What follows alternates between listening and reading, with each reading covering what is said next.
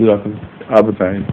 جو میرا سوال یہ ہے کہ یہ مجسمہ سازی، پینٹنگ اور یہ میوزک وغیرہ، ان کی اسلامی نقطہ نظر سے کیا حیثیت ہے، اور عام طور پر جو تعلیم آج خاص طور چل رہی ہے موجودہ حالات میں، پہلے حالات میں یہ سوال بہت اہمیت رکھتا تھا، جبکہ بت پرستی مجسمہ سازی کے ساتھ ایک جزء لا ينفک تھا، ایسا لازمی جز تھا جو الگ ہو نہیں سکتا تھا.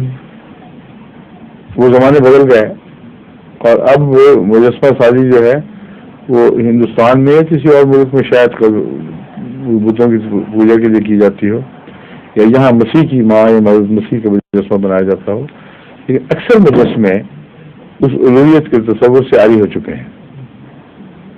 سمجھے؟ اس لیے جو وجہ حرمت ہے وہ اب ضروری نہیں کہ ہر مجسمہ سازی کے ساتھ موجود رہے، لیکن عمومی احتجاج کے طور پر ٹھیک ہے کہ مجسمہ سازی کے خلاف ایک مہم چلانی چاہیے اور ناپسندیدہ ہو، مگر گناہ کی حد تک ناپسندیدہ ہے یا ویسے رواج پانے کی وجہ سے. اس سلسلے میں پہلے اس زمانے میں تو یہ جواب نہیں دے سکتا تھا، اب میں آپ کو یہ جواب دے سکتا ہوں کہ لا تصلوا عن اشیاء ان تبد لکم تسؤکم، کہ باتوں میں اتنے اب سوال نہیں کرنے چاہیے کہ جب بات کھولی جائے تو پھر مجبوری پیدا ہو جائے. کئی یہاں کے لوگ ہیں، یہاں مثلا ہمارے جو آئے تھے روسی احمدی وفد آیا تھا، ان نے قازقستان سے ایک خاتون نے بڑے پیار سے مجسمے بنائے ہوئے تھے.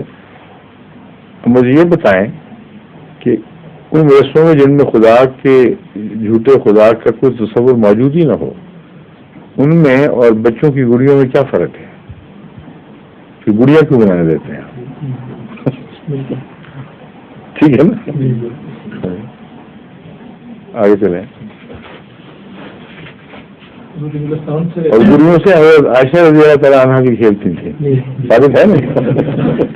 اسی رسول نے صاف فرق ظاہر کر دیا ہے. اچھے مقصد کے لیے، صحت مند مقصد کے لیے انسانی شکل کی چیزیں بنانا حرام نہیں ہے. آگے چلیں.